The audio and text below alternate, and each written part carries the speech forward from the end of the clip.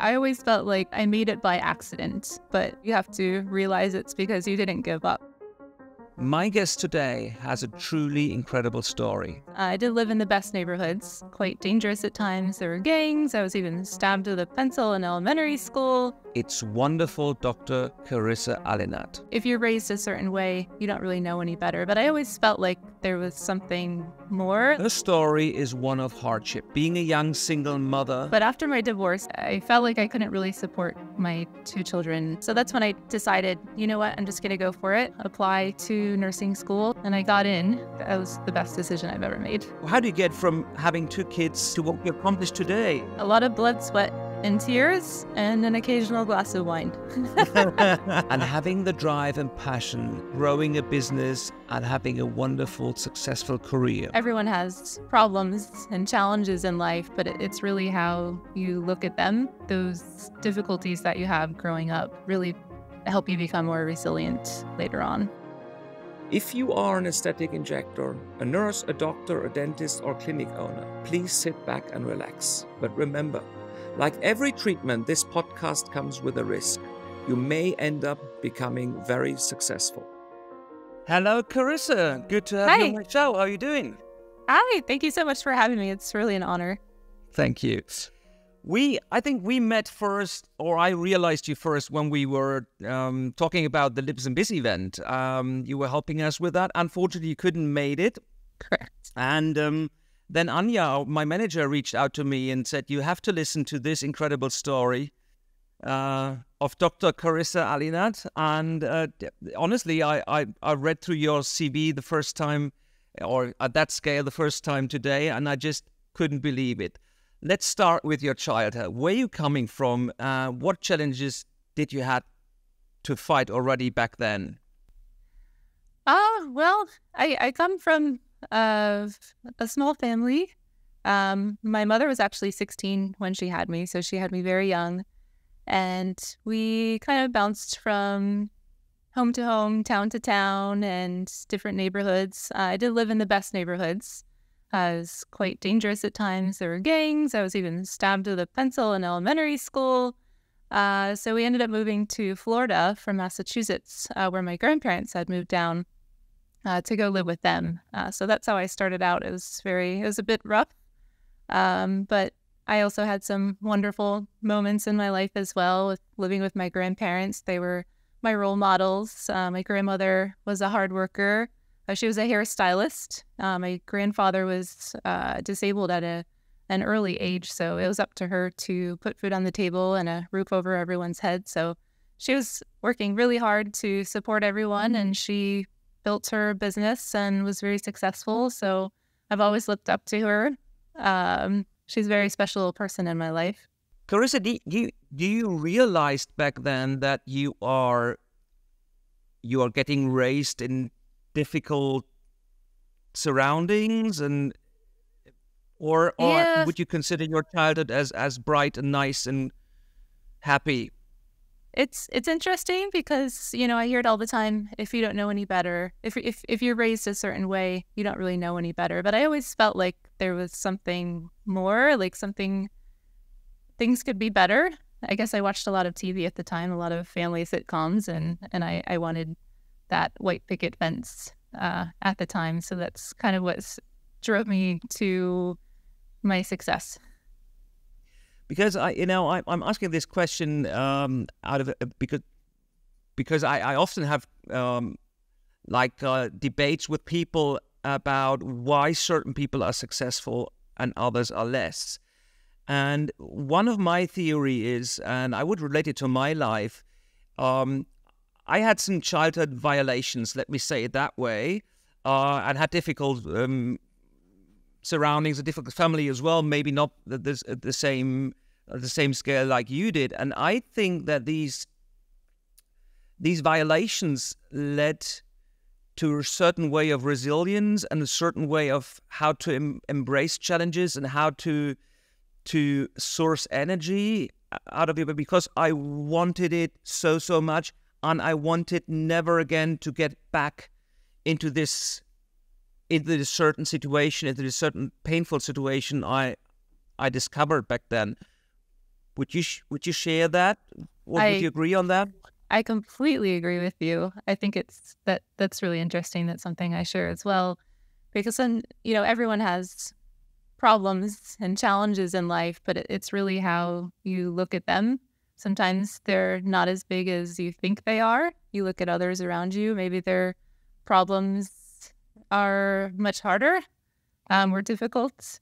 So yeah, I definitely feel like those difficulties that you have growing up really help you become more resilient later on. When I look back on my life, and especially I reflect on the challenges I had. I think one core reason of my success, however you want to name it, success or not, let's name it business success. Success can look very different, and many things are success. Raising kids, taking care of your parents, whatever, everything is success. But let's take it in the regards of business success, was the way I dealt with my challenges. Just the way I dealt with the challenges led to the next step, opened the next door, and I think it's up to date. And at a very young age, I learned that it matters how you deal with challenges and nothing else. Yes. Even though some people might think it's unhealthy, I kind of internalized it, and I would kind of package these problems up in a box and just kind of throw them away for a while. So I still do that sometimes, because things can tear you apart if you just keep focusing on them for a long time. So you just have to, compartmentalize them so you don't feel so overwhelmed all the time by multiple issues occurring at the same time. Very, very well said. I absolutely agree.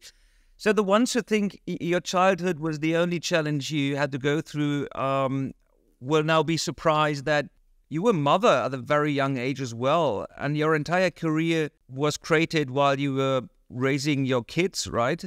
That's true. I've always had children. Tell us about that.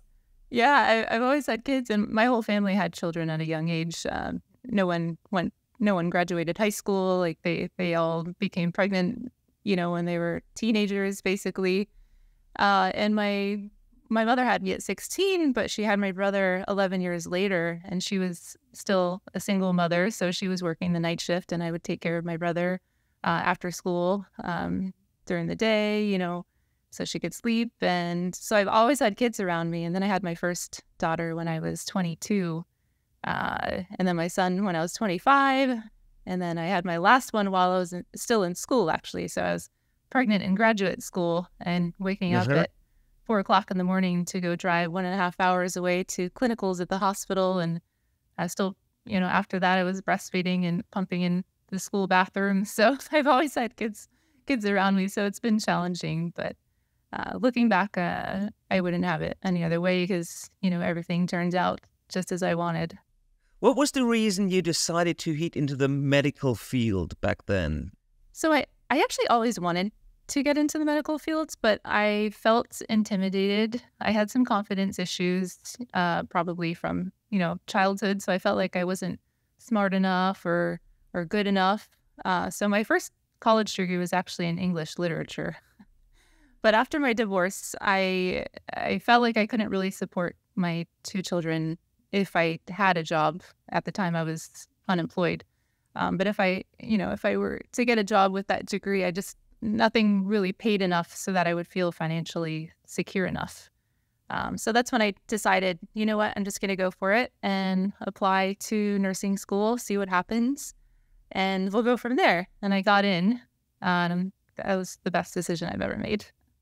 Well, you just were talking about the imposter syndrome, right? And it's so weird because I always have the feeling I'm still the 13-year-old Felix sitting in front of 3 teachers who tell him he's a loser, and I'm waiting for the man ringing on my door with a clipboard. I don't know why he has a clipboard. For some reason he has a clipboard, and then says, "Oh, I'm sorry to let you know, you have to go back in the line. You have to do a regular job. It's all just it's all just a mistake. I'm sorry for this." And then you wrote something similar to me in your email, right? I felt the same exact way. Feeling. Oh yes. I always felt like like I made it by accident. Like it wasn't me. Like, you know, I had this accidental opportunity and it was presented to me, and someone's going to figure it out. Someone's going to find out that I shouldn't really be there. I think it happens to a lot of people. I had a lot of... Which will not happen. I promise you, will not happen. I'm still waiting. Part of me was like, how did I even get on this amazing show? Oh no, come on. No, But I had a lot of old, you know, classmates who felt the same way throughout graduate school. They're like, yeah, I don't know how I'm here, but you know, you have to realize it's because you didn't give up. Because you deserved it. Yeah, and it doesn't mean that you're better than anyone else. You just didn't give up. But you know, I think that's a very interesting question, because I would presume many injectors, nurses, colleagues of us, our industry peers are suffering from the same. How can we deal with that? I mean, I just deal with it. I can live with it. But would you have any strategies to accept your success and to believe in yourself that it even can get more, and that there might not be many borders for you? You just can go forward and go on the journey. You know, I guess I just tried to brush it off, and I just keep going after each opportunity that comes my way, and I just have faith that it's going to keep going, and it's not going to stop. Good. Let's jump back in your CV, in your life journey, because I think it's so impressive. So you were mother of 2 and then later 3 kids. Let us know how the journey was and what you have accomplished so far. In the meanwhile, you have 3 successful clinics. Your clinic chain is growing super fast. You're opening a 4th clinic, but that's today. How do you get from having 2 kids and standing up, waking up at 4 a.m. in the morning, working your ass off to get through it, to what you accomplished today? How is that possible? A lot of blood, sweat, and tears, and an occasional glass of wine. Cool. So I did have my 2 children, and then I went back to school, and I became pregnant with my 3rd. So I was attending classes, you know, while being pregnant with her, and I planned it out so that I would only be taking online classes when I gave birth, because I didn't want to take any time off of school. I wanted to just go through it. So I had her, you know, I would work on my schooling while she slept. But it came with a lot of emotional challenges, because I felt a lot of guilt around that. I felt like maybe my children would resent me one day for maybe not spending as much time with them, or going to every, you know, soccer game or performance that they had. And I tried my best to, but you just can't sometimes. So it was a big worry for me that, you know, my children would, you know, be upset with me one day for not being there enough. But I feel much better now, because my daughter is 18. Share this story with your daughter in Harvard. Yeah, so my daughter is 18 now, and she went to Harvard University last summer, that was an amazing accomplishment of hers, and I have to say she really did it herself. But I went to go visit her last summer up in Massachusetts. So we were at dinner, and I don't know, I felt like telling her that I felt so bad for working so much. And she was like, "Mom, are you kidding me? Like, I don't resent you at all for that. Like, that really showed me to work hard for myself." And we just opened up to each other about that. And she told me how much she loved me. And then I cried, my ass off in the middle of the restaurant. It's an amazing story. Yeah, so you have to realize, you know, as a working parent, you're doing it for your children, and they'll see it one day. It might take some time, but they'll notice it, and you're setting a good example for them. Lovely, it's amazing. I when we had this Lips and Biz event in Miami, where you unfortunately couldn't come, I had this quote. You know, goals sometimes only have to make sense for yourself, and they can be big and they can be small.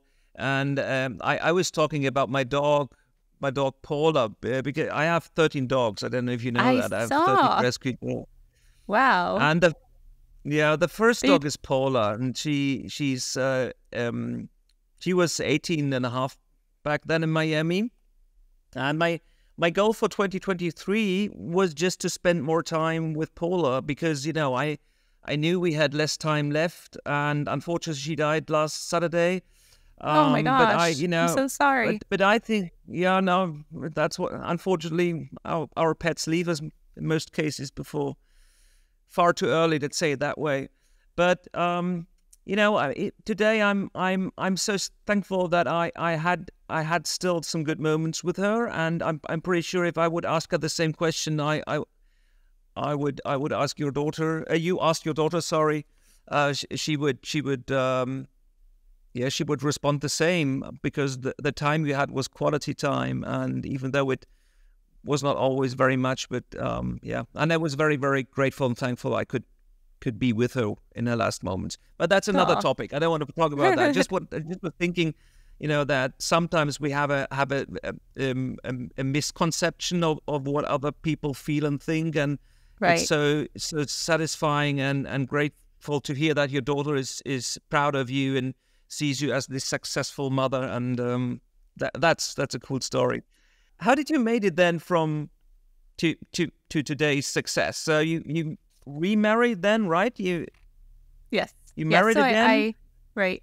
Yep. I remarried right after I was accepted into nursing school. So I had just started, and I met my current husband online, actually, through Match.com at the time. That was 12 years ago, and we have our 10-year-old together. But as soon as I graduated, my husband was working like 3 jobs to support us. He's a chef by trade. Actually, he works at the clinic now. He manages the clinic. Good. But he was working several jobs, and I found this job opportunity at Living Young Center. And I took it, and I was working part-time as a nurse practitioner. And after just a few months, my boss came up to me, and she said, hey, would you be interested in partnering with me and taking over one of the offices? And I was like, I've never owned a business before. I don't know anything about business. But sure, I'll take it. What year was that? How long is that ago? That was not that. That was only 6 years ago. Yeah, 6 years ago. Okay, cool. So it's been very fast paced. Cool. But we've had an amazing partnership. I mean, for 2 people to get along as well as we do and never disagree on important things is amazing. But anyway, so it was very difficult in the beginning because the office that I took over was kind of just starting out. And at one point, it was only myself working there. I was answering the phone, scheduling my patients, seeing my patients, ordering supplies, doing everything by myself until I hired an assistant and then, someone for front desk. And we just kind of grew and grew. And then we moved into a new office space during COVID, actually. In 2020, we moved into a space that was 3 times the size, basically. And now we have 3 offices. We're building a 4th. We have several more, and we have over 25 employees. So it's kind of amazing how everything just happened. It just really took off. Yeah, in such short time. But how do you got all the business knowledge to do this? To read a financial fact sheet, how to make a budget planning, how to employ people, how to build teams. How did you get these skills? She helped me some, but a lot of it I have to say a lot of it I put 2 and 2 together. I did a lot of reading, a lot of online research, and I'm also a bit of a saver. So my grandparents always told me, don't spend what you don't have and save as much as you can. So any profit that I made, I just kept it for a while and decided what to do with it later on. But yeah, I don't know. I just kind of learned as I went. So whatever I needed, whatever whenever something new happened, then I would just kind of figure it out. But Great. I feel like I have it down now. So let's quickly jump back to the period pre-opening your first clinic, the period where you were building your career, learning and studying, going to university. If we have young nurses listening to us, maybe a few of them already have a small family, what advice could you give them how to get from the starting point, nursery school or whatever, to the point, not where you're yet, but to the point where you have been then back in 2020 was the starting point of your business? 2017. I started working here in 2016, okay. But yeah, in 2017 I started managing the office. Good. Owning the office, yeah. But that's already, that's the second phase, and I would like to discuss this later. That's the phase where you run your own business and where you scale it. Very interesting to hear how you see the difference. But what advice would you give? And maybe there are quite a few, I'm pretty sure there are quite a few out there who have to deal with the fact that they have family and want to have career at the same time. How can you manage that? What advice would you give to these people? Well, the most important is not to give up. So even if things are not going as quickly as you want, maybe you can only take one class per semester, then you do that. So just take each day as it comes and don't worry about rushing through things if you can't do that. Make sure that you have some kind of balance, between your family and your work life. Otherwise, it'll drive you crazy. Just take one day at a time, really, and just don't give up. That's the number one thing. And we tell patients that sometimes, because we have a weight loss program here as well, and that's the key is you don't give up. Eventually, you'll get there. Good. Do you have any strategies on time management? How do you separate important things from less important things? Are you good at that? I think that's one key factor you need if you do two very important things at the same time or have two important duties or tasks. Yeah, it can be a little difficult because right now I own the business, but I'm also seeing patients full time as well. So it does take some planning. I don't have a super strict schedule because there's some things that I like to take my time with. For example, I wake up and I'm not doing anything until I have my morning tea, and then I check my emails. I plan my workouts. So it's not that strict, but you just have to think ahead, I guess. I keep a calendar and keep an eye on it and make sure that I'm not overlapping things so that things don't get too crazy.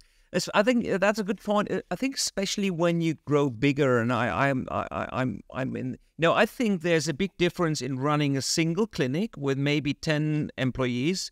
You can run that by family style. You can do a lot, just through lunchtime, sitting with them, having lunch, discussing stuff. But once you start having several clinics, and you maybe have something like a headquarter or HR department, I don't know what you are having, then it's a totally different game. And also in regards of time management, you have to do a shift. And because then this period of the business starts where you have these meetings and calls and Zoom, and I think you have to be very structured to not, and then, I don't know, pharma companies want to speak to you and other.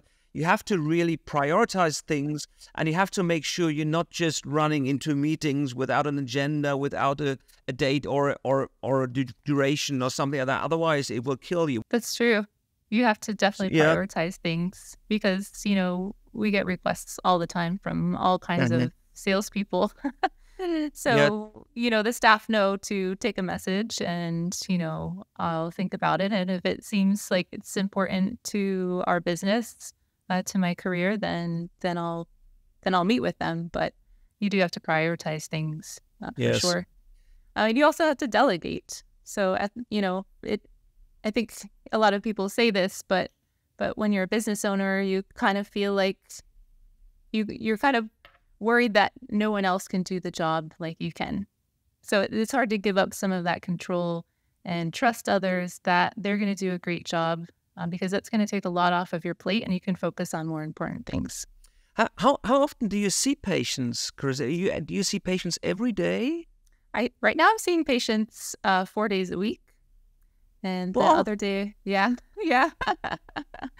But my husband manages the office, so he takes care of a lot of things, so I don't have to. But I also train all of our staff as well. The business part is run by your husband mainly, right? Or your partner? Both of us and my business partner as well. But he does take good care of a lot of things for me. So I can focus more on my patients and the big ideas on what we should do for the future, marketing ideas. And then I just relay it to him and he kind of makes it happen. So how many injectors are working with you? We have 6. You 6. said you train them. But we're hiring more right now. We're hiring everyone. Please apply. We will put that in the caption and then you can absolutely. I come and work for you. Sometimes, sometimes I just would be happy to. You're overqualified. Sometimes it's being an entrepreneur is super cool and you are independent and you have your own business, but sometimes it's just so exhausting and you're so tired and you just wanna leave, but it's not possible. So sometimes I have the feeling I just want to be employed again, just want to get my wage at end of the month and. It is easier just to show up at 9 a.m. and clock out at 5 p.m. and not take work home with you for sure. But I am going to be cutting back. Right now I'm seeing patients 4 days a week, but we're growing really fast and I keep training new staff members. So I'll be cutting down to 3 days a week so I can have more balance because But let me know, how much do you invest in training your new injectors or your employee to be here? There's always this balance. On one hand side, they have to gain revenue. They're part of the business, and you want to avoid that they just with you for 1 or 2 years to get trained well and then leave the company, do their own thing. How do you manage to be an attractive employer? Training is probably one of the deals and parts. How much do you invest in this? How much should other... It's a question I quite get very often from people starting with their business. How can I train them in an efficient way? How much do I invest in these trainings? And what else can I do to retain good injectors? Yeah, so keeping a good injector for a long period of time is key because for the first year, they're not going to bring in a ton of revenue because patients don't know them, they don't trust them yet, so they really need to build their own clientele. So you really want to find a long-term fit. So we're very slow to hire. We do a lot of interviews, sometimes 3 or 4, and we have them meet with the rest of the staff as well so that they can kind of feel the vibe because we're a very close-knit office. Like we're all friends with each other. We have, it's kind of like a little family. And that's kind of the vibe that we want to continue as we grow between all offices. But here's the challenge. That family, yeah, exactly. That's one of the difficulties because you want to keep that close-knit community between staff because you spend a third of your life working, or most of us do. So you really want to work with people that you enjoy being around and feel appreciated. And also feel like a person and not just, a worker. Appreciation and culture, two of them. Yes. And I'm challenging with that every day because it's difficult to show appreciation on scale, right? We have like 130 employees. Wow. So yes, and thank you. And the second thing is creating culture. So the reason we have a restaurant was this idea of creating culture. And I share a story with you. We had a phase where we had quite a high fluctuation, especially on doctors and nurses and PAs in the medical field. And I couldn't stop it. And that was already on the level where we had like 80 employees or so. And I called experts to join me a day. And one then said, when I look on your business, it's so busy. Probably you can agree, but how many patients do you see or one of your injectors? 18, 20 per day or 15? It depends. It depends on what they're coming That's for. but So, yeah. Some days it's, mostly talks. Sometimes it's threads. So these are different lengths. We're pretty packed solid as far as the schedules, for sure. But it's busy. People are busy the entire day. Yes, very. And this guy said, it's busy the entire day, and they only focused on this medical work, on injections or whatever, lasers. You don't have this moment of silence in your company. And then I was brainstorming for a while, and you can't interrupt the daily business. If you take off, like we have 20 doctors, if you say, okay, we can make a pause every day about 1 hour where you can just sit together and chat, it will kill your business, because we are trading our time and our skills and our experience and knowledge and what we have, and we can't just time is, in this regards, is money. So then I came to the idea of opening the restaurant, and I hoped that we not only will have lunch together there, but also might have more events and cooking together every few months, or having some kind of events around the restaurant. And in the beginning it was tough, but I have the feeling in certain parts of my company, you literally can see this culture is growing now. The dermatological department, that you see them coming every day at lunchtime, sitting around there, more and more people coming, and all the admin people coming in the meantime, and they're different groups, and they're just having this 1 hour of chat. And I have the feeling this really helps to create culture. And I believe, besides appreciation, it's super good to have culture, however you create it, and you can do that in different ways. Right. And when you grow, and you probably will experience that, this gets a challenge to create this family style. Imagine you have 10 clinics. How will you implement this family style into every clinic? As of now, we have organized events that employees are invited to. It's not mandatory, but they're fun events. Like this weekend, I booked a little tiki boat for a cruise for a couple hours on the beach. So a lot of the girls are interested in that. We went to the movies last Monday to see the Barbie movie.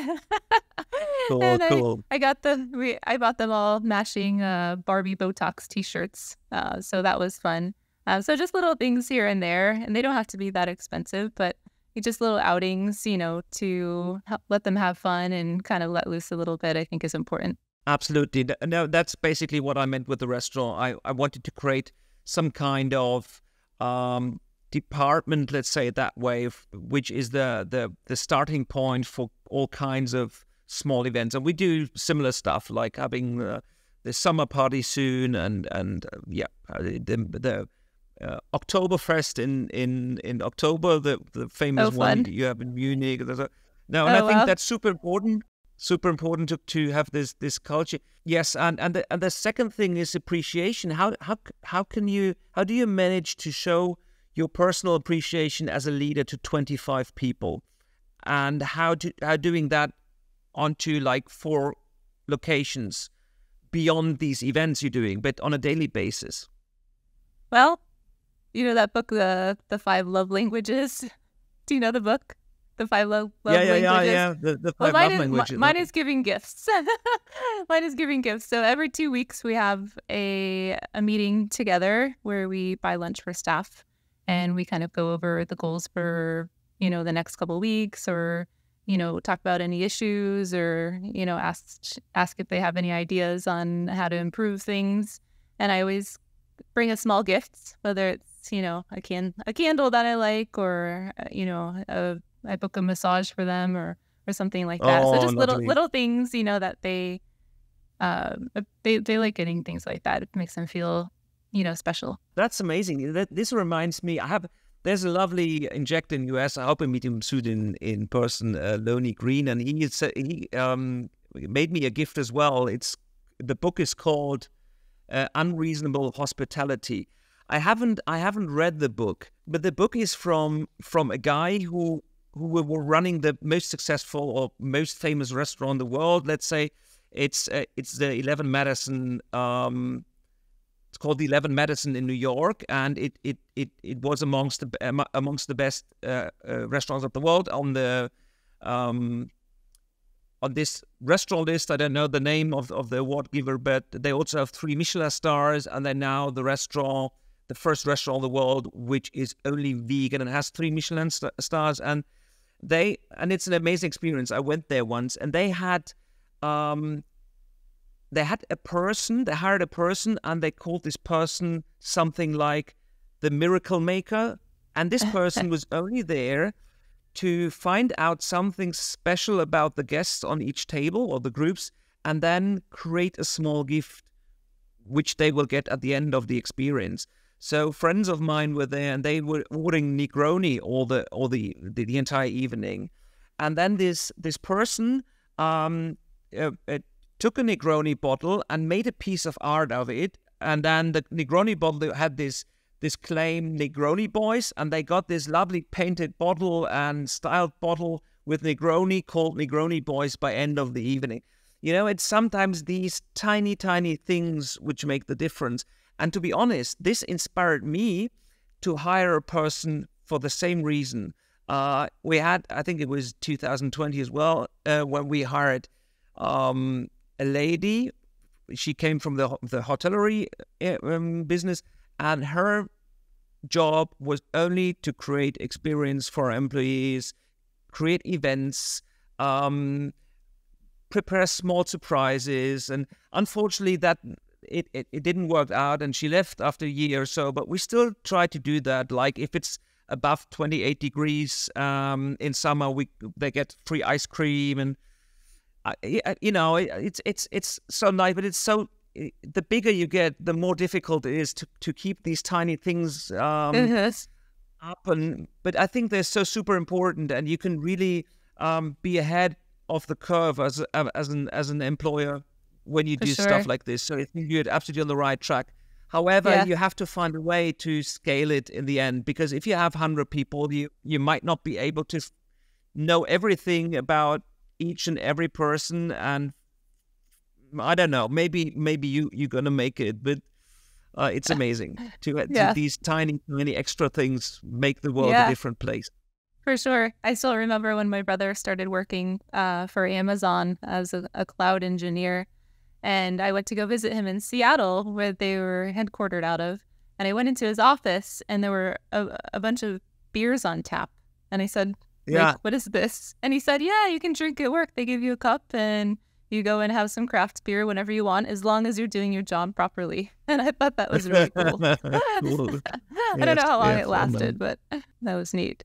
I could talk for hours with you, and I hope we will have the opportunity to do that one day. I have two questions left. Sure. You experienced both. You were running a single clinic or practice and were doing everything by yourself. You had a few employees. Now you have 25. Probably you will have like 100 very soon as well. Multiple locations. What do you think are the core differences between having one single location and maybe 10 people you lead directly, to having like 80, 100, 150 employees and 10 locations?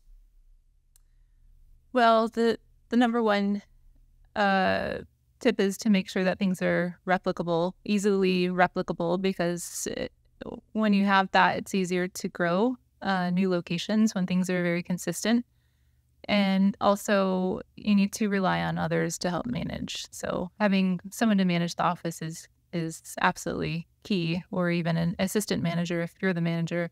But just kind of finding the right fit, finding the person who would do things just the way you would. I think that's really important. I agree on that 100%. My last question. What do you think will our industry look like in 30 or 40 years? Oh, wow. What will be different from today?